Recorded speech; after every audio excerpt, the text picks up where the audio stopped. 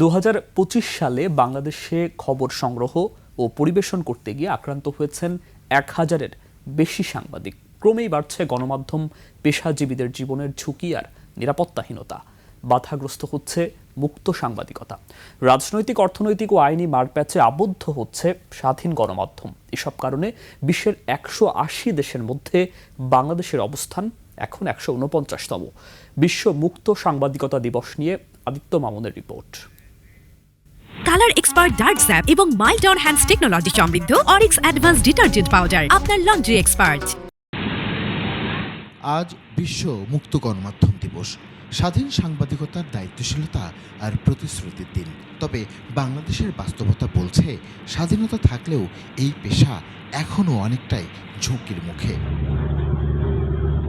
Reporters without বর্ডারের 2025 সালের সূচকে বাংলাদেশের গণমাধ্যম আরও অবনমন হয়েছে।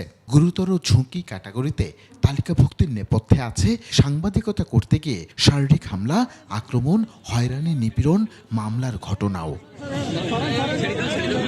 মাঠে কাজ করছেন এমন সাংবাদিকরা বলছেন, এসব কারণ ছাড়াও সোশ্যাল মিডিয়ার প্রভাবও মূলধারার গণমাধ্যমের ক্ষেত্রে নতুন চ্যালেঞ্জ তৈরি করেছে।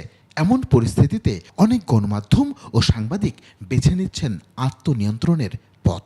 এতে ক্ষতিগ্রস্ত হচ্ছে অনুসন্ধানী সাংবাদিকতা। তথ্যের অবাধ প্রবাহের কারণে আমাদের মূলধারা গণমাধ্যম কর্মীদের একটা ঝুঁকি আছে। এছাড়াও ধরেন প্রভাবশালীদের একটা চাপ থাকে, অফিসের সাংবাদিকদের চাকরি হারানোর একটা অনিশ্চয়তা কিন্তু এখনও আছে। কোনো ক্ষেত্রে সরাসরি আর্থিক ক্ষতির মুখে পড়ছে মালিকপক্ষ। কিছু ঘটনার নেতিবাচক প্রভাবে পত্রিকার সার্কুলেশন যেমন কমে যাচ্ছে, তেমনি ইলেকট্রনিক মিডিয়ার বিজ্ঞাপনের দরও নিম্নমুখী হচ্ছে। এতে সাংবাদিকদের মানসিক আর্থিক চাপ তৈরি করছে বড় রকমের চ্যালেঞ্জ। বেশিরভাগ সাংবাদিকরা আর্থিক দিক দিয়ে কিন্তু অনেক পিছিয়ে, অনেক ঝুঁকির মধ্যে থাকে। তবে আমি মনে করি যারা সংবাদ মালিক রয়েছেন, সরকার রয়েছেন এবং সাংবাদিক বিভিন্ন ইউনিয়ন রয়েছে, তাদের সবাইকে সমন্বিতভাবে এই বিষয়টি দেখভাল করা উচিত যদি আমরা এটাকে একটা ইনস্টিটিউশনে দাঁড় করতে চাই। বর্তমানে বাংলাদেশের গণমাধ্যমের চিত্র পাল্টেছে। স্বাধীন, মুক্ত ও নিরপেক্ষ সাংবাদিকতা করতে গিয়ে আক্রান্ত হলে তাদের সুরক্ষায় তৎপর আছে সাংবাদিকদের সংগঠন। গণমাধ্যম সবসময় মানুষের কথা বলে বা একটা ইতিবাচক পরিবর্তনের দিকে যে যায় তার জন্য কাজ করে। আর যারাই কাজ করবে তাদের বিপক্ষে তো সবসময় বিরোধিতা করবে অপশক্তিগুলো, এবং এই সংগ্রাম করেই এগিয়ে যেতে হবে। আশা করি এটাই কাটিয়ে উঠবে। সেক্ষেত্রে যে সরকার তার প্রতিশ্রুতি যদি রক্ষা করে, গণমাধ্যমের স্বাধীনতা নিশ্চিতে তারা কাজ করবে বলেছে, সেটি যদি করে তাহলে এখান থেকে উত্তরণ সম্ভব। স্বাধীন গণমাধ্যম একই সাথে সাংবাদিক ও মালিকপক্ষ উভয়কেই সুরক্ষিত করতে কাজ করছে সরকার। সেই সাথে এই পেশাকে সংজ্ঞাহীন করতে নীতি প্রণয়নের কথাও জানান তথ্যমন্ত্রী। স্বাধীন সাংবাদিকতার কারণে যারা নির্যাতিত হয়েছেন, আমরা তাদের ব্যাপারে বিশেষভাবে মনোযোগী হব।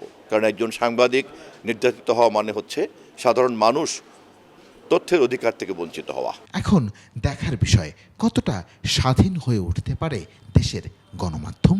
একদিকে সরকারকে যেমন তথ্য অধিকার, গণমাধ্যমের স্বাধীনতা এবং সাংবাদিকের স্বাধীনতা নিশ্চিত করতে হবে, অন্যদিকেও গণমাধ্যমকে বস্তুনিষ্ঠ সংবাদ পরিবেশনের মাধ্যমে আরও জনবিশ্বাস বা আস্থা ফিরিয়ে আনতে হবে। তবেই তৈরি হবে মুক্ত গণমাধ্যমের পথে পথ চলা। আদিত্য মামুন, 21 টেলিভিশন, ঢাকা।